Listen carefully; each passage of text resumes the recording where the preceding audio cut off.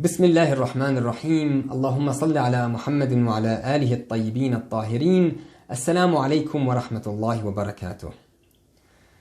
أما بعد، قال الله سبحانه وتعالى في كتابه الكريم: أعوذ بالله من الشيطان الرجيم ومن الناس من يشري نفسه ابتغاء مرضات الله والله رؤوف بالعباد. صدق الله العلي العظيم. And among the people is he who sells his soul in seeking the pleasure of Allah subhanahu wa ta'ala, and Allah is the most kind to his servants. Brothers and sisters, elders and scholars, thank you so much for allowing me to join you in this holy month of Ramadan.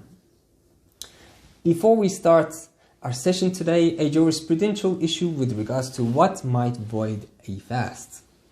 A common question is, does the use of a perfumed cream or shampoo or lipstick, do they void the fast? And the answer, according to the scholars in agreement, is no. These items do not void the fast. The use of perfume, the use of scented creams, the use of scented shampoos and lipstick, they're all fine to use, as long as we're aware that they shouldn't enter the mouth and we shouldn't swallow. Other than that, they are fine to use during the holy month of Ramadan and during your fast. So back to this ayah number 207 of Surah Al-Baqarah on page 32. If you have the Holy Quran next to you, perhaps if you can, open it up so you can read along. Before we start this ayah, it's important to understand the ayahs before it, 204 to 206. Ayah number 204 says the following: وَمِنَ النَّاسِ مَنْ يَعْجِبُكَ قَوْلُهُ فِي الْحَيَاةِ الدُّنْيَا. This يُعْجِبُكَ قَوْلُهُ فِي الْحَيَاةِ الدُّنْيَا means what? The translation is, among the people is he whose talk about worldly life impresses you.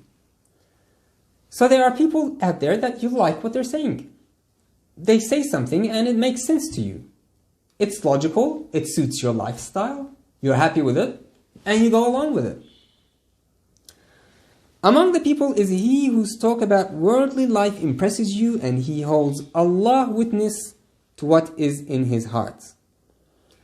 وَيَشْهَدُ اللَّهَ عَلَى مَا فِي قَلْبِهِ. And he even swears by Allah about this, what he's saying. But what is the ending of this ayah? وَهُوَ أَلَدُّ الْخِصَامِ.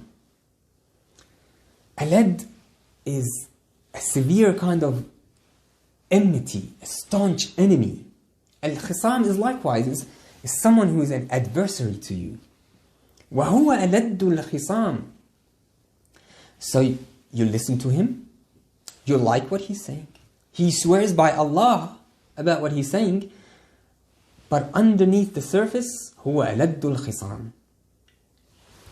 This ayah was revealed upon a man by the name of Al-Akhnas bin Sharif.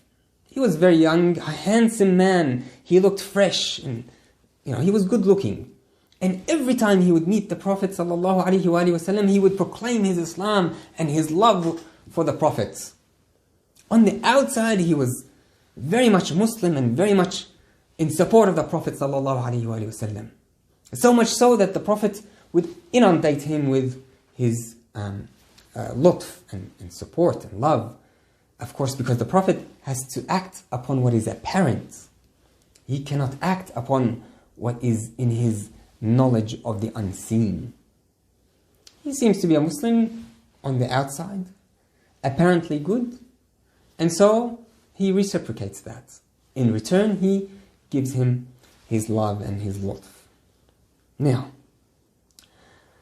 there was a dispute between this Al-Akhnas bin Sharif and some Muslims from amongst them. And so this Al-Akhnas bin Sharif, what he does is he goes and he destroys livestock as a result. The livestock of Muslims. He destroys farmland. And so this ayah, وَإِذَا تَوَلَّى سَعَى فِي الْأَرْضِ لِيُفْسِدُ فِيهَا وَيُهْلِكَ الْحَرْثَ وَالنَّسْلِ. If he were to wield authority, he would try to cause corruption in the land and to ruin the crop and the stock. And Allah does not like corruption. Wallahu la yuhibbul fasad. So this ayah is explaining the events that occurred. This Al-Akhnas bin Sharif, on the outside, he would support the Prophet, he would show love for the Prophet, he would sit next to him and proclaim and swear to Allah that I am, the best supporter, etc., etc. But on the inside, fil batin, under the surface, there is hypocrisy. And this hypocrisy was revealed when there was a dispute between himself and a group of Muslims, where he went and he destroyed the livestock and the plants and the farmland. This alad comes from ladid, which refers to both sides of the neck, and this aladul khisam, alad here, it refers to someone who has a grasp of his adversary from all sides, as if to grab both sides of the neck. Al-khisam likewise, it's a very staunch kind of enemy. وهو ألد الخصام وإذا تولى في الأرض وإذا تولى سعى في الأرض ليفسد فيها ويهلك الحرث والنسل. So he would destroy if he was given that opportunity. So we have to be careful who we listen to, who it is that we follow, whose advice we take. Even if they swear by Allah, and if you remember the story of Iblis when he deceived Nabi Adam alayhi salam. It's on page number 6 of Surah Al-Baqarah, in juz number 1. When Allah subhanahu wa ta'ala advised him not to take from this tree. But what did Iblis do? He deceived them. He said, I swear by Allah. When he was asked, Nabi Adam, he said, why did you eat from this tree? Allah subhanahu wa ta'ala, He created you and He gave you everything you need. Why did you eat? He advised him not to take from it. فَأَزَلَّهُمَا الشَّيْطَانُ عَنْهَا فَأَخْرَجُهُمَا مِمَّا كَانَ. He evicted them from paradise in which they were in. Nabi Adam alayhi salam said, I could not fathom. It was incomprehensible to me for someone to swear by Allah and be a liar and lie to us. It's just not comprehensible. But this is a tactic that is used, and the enemy will use these tactics. They will swear by Allah and by the Ahlul Bayt and by the shrines and by the Kaaba and by all these things that are, that we give sanctity to, that are sacred to us. They will swear by in order to deviate. So we have to arm ourselves with knowledge, ask the right questions of the right people, so that we can get the answers that we need. And when someone like this comes, where you like what he's saying, you can understand that it's a sophistry that he's using. It's a fallacy that he's using. Something's wrong with what he is saying. وَإِذَا قِيلَ لَهُ, and if it is said to him, اتَّقِ اللَّهِ, do taqwa, be pious, believe in Allah and practice your piety. أَخَذَتْهُ الْعِزَّةُ بِالْإِثْمِ, what does he do? Conceit seizes him sinfully. So let hell suffice him, and it is surely an evil resting place. فَحَسْبُهُ جَهَنَّمْ وَلَبِئْسَ الْمِهَادِ. So this person, these ayahs that were revealed upon this person, this kind of person, it's not just him. This is a lesson for us. This is a lesson for us. It's not just about Al-Akhnas bin Sharif, no. This is about anyone who does this. Anyone who goes out and takes authority, and in doing so takes advantage of his position, destroying farmland and livestock and nasl. This nasl is generation. There's a number of reasons, a number of explanations for this. Tawalla, for example, has two meanings. The first one is the one that we touched upon just now, is the one who takes authority. So given the chance, when he sits on the high chair, when he gets on his high horse, given that chance, he will destroy. The other is tawalla in terms of tawalla from the sirat al-mustaqim, from the right path. He deviates from the right path. Tawalla in the first sense, the authority comes from wilaya, al-hukuma, right? Al-wilaya here, in terms of hukumat, or governance. In this sense, no, tawalla means to deviate from the straight path. Given a little bit of deviation and he will just go all out and destroy everything in his path. Al-harth wal-nasl, he destroys these things. Everything in his way. So we need to be careful. Now al-harth means the farms and plantation, and nasl means generations, whether it's human or animals. Al-harth could also refer to your woman here. If we go back to ayah number 223 in the same juz in Surah Al-Baqarah, it says, نِسَاءَكُمْ حَرْثٌ لَكُمْ. Your women are your harth here. So it could also mean that. And so an-nasl here mean your children, your own children. This also includes, as I said, people who are in power today, who seek governance and then start to destroy different areas of farmland and nasl. If we extrapolate from that, what we see is, you see, the farmland is like the economy. So people who go out to destroy the economy, perhaps to benefit themselves or to benefit those around them. One nasl here also, to destroy the generations thereafter, either theologically, with your i'tiqad, or even deeper than that. And that requires a little bit more in-depth analysis of what that could mean. Perhaps you can think about what that could mean when we're talking about destroying plantations and human beings for generations to come.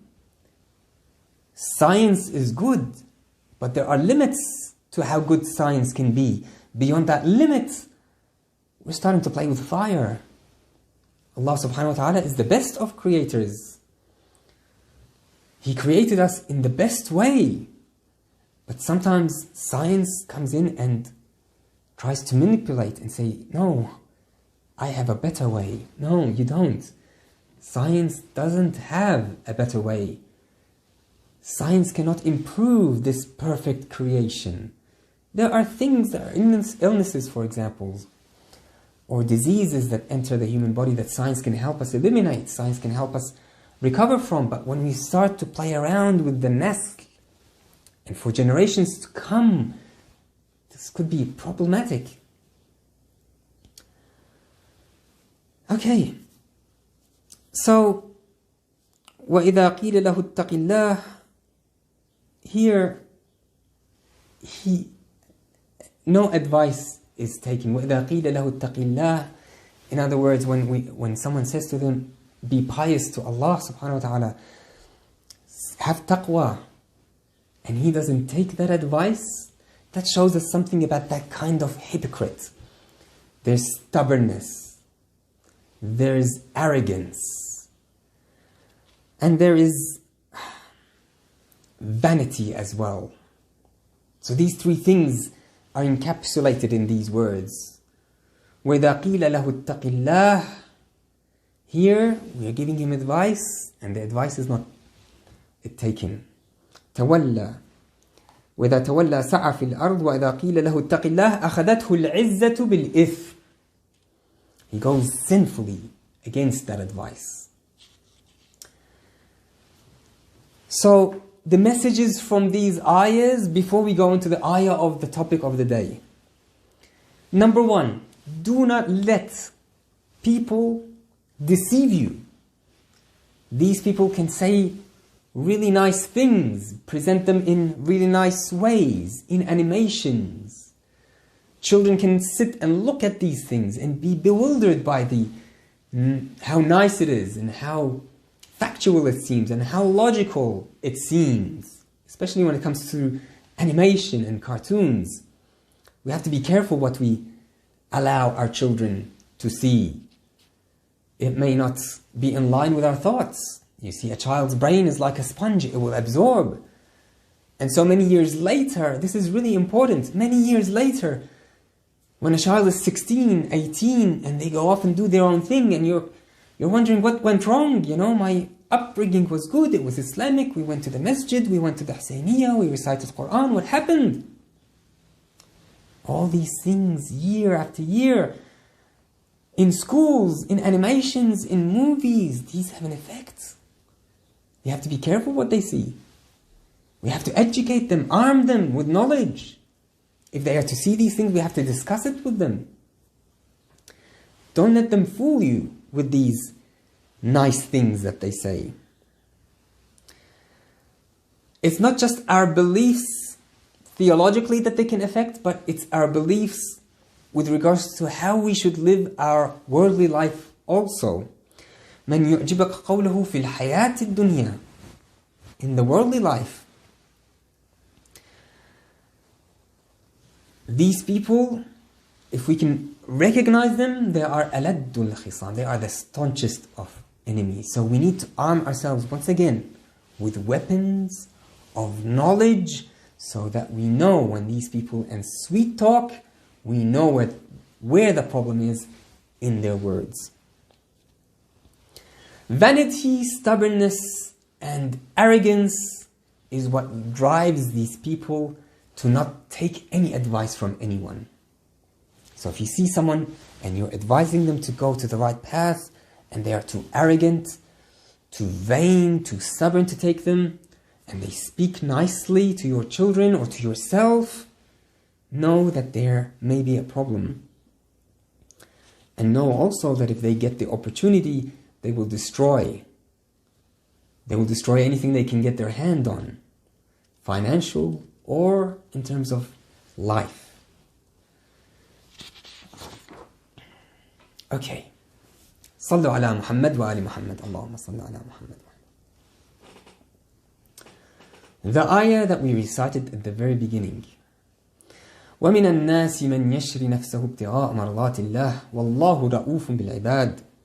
And among the people is he who sells his soul seeking the pleasure of Allah, and Allah is most kind to his servants. Now we all know who this is referring to. Everybody knows this, whether you're from the Ahlul Sunnah school of thought or you're from the Imamiyya school of thought. There is no disagreement. Even Ibn Hadid, who was in the 7th century a scholar of the Ahlul Sunnah, he said that there is no doubt as to who this is referring to. And if you deny this, you are either a kafir, a disbeliever, or you're crazy. There's just no doubt about who this ayah is referring to.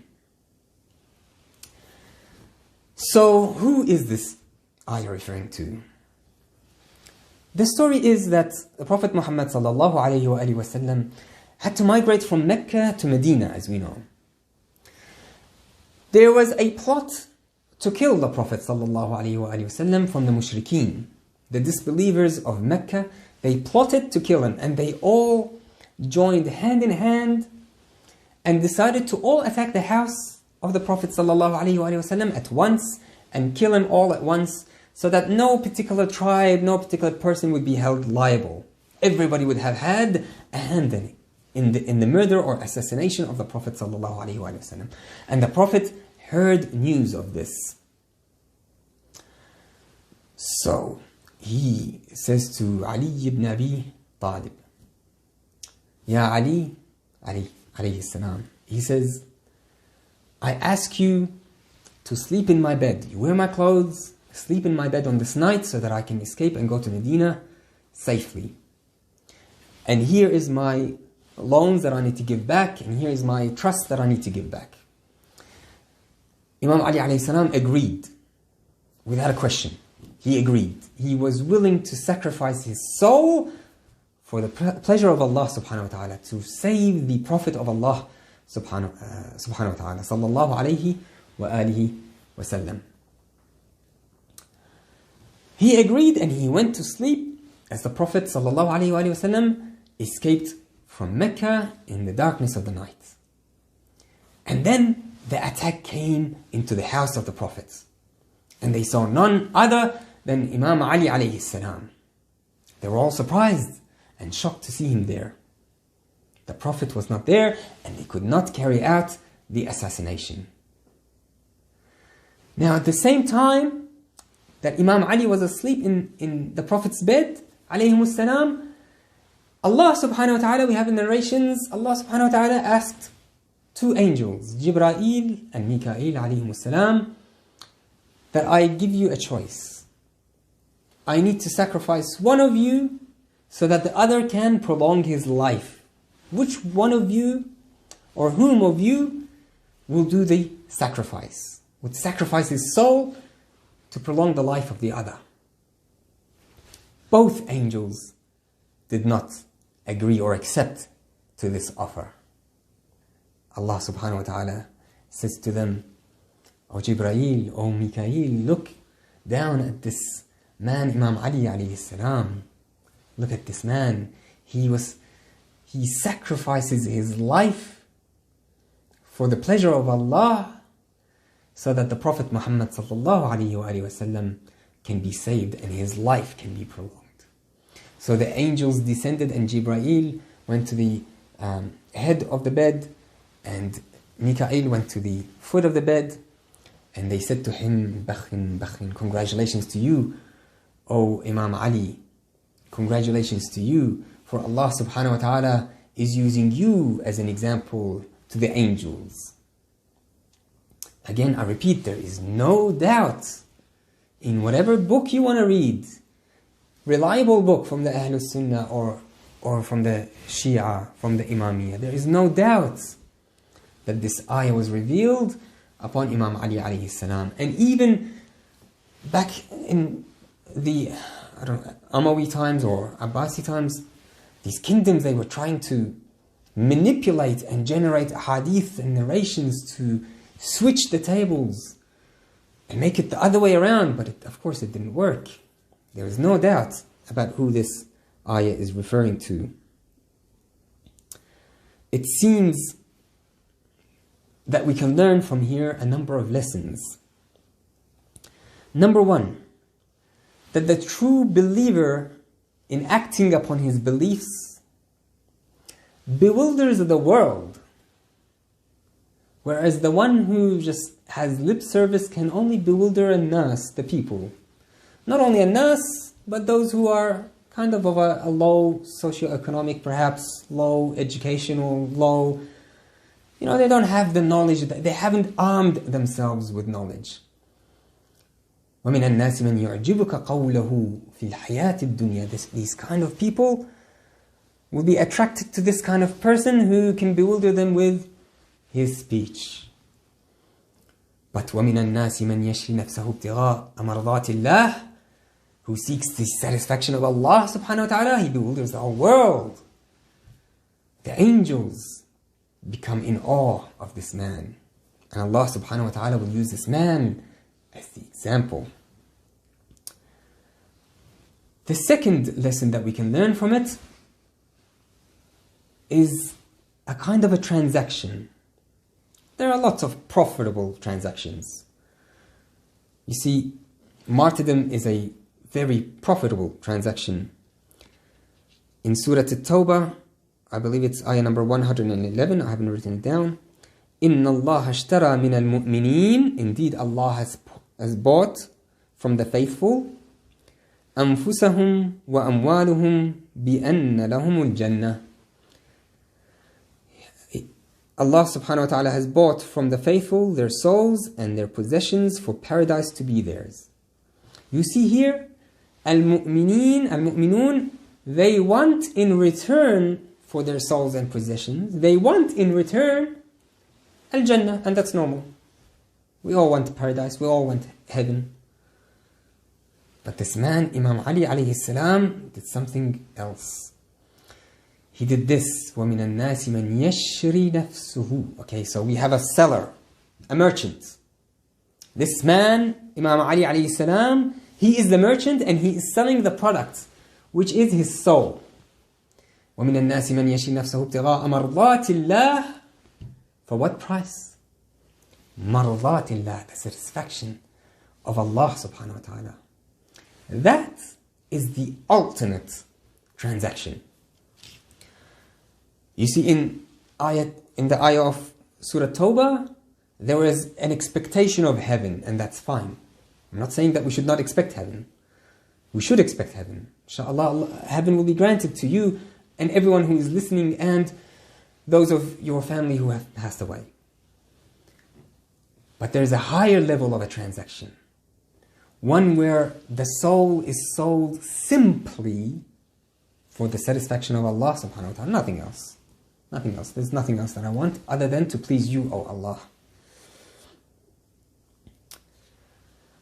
So, we've come to an end here. What have we learned? There are two groups of people. A, the hypocrites. Hypocrites that seem to be knowledgeable, agreeable, we like what they say makes sense, what they say is beautifully said, it's animated, it's in a movie, it's a belief system that is being imparted to us through these beautiful ways.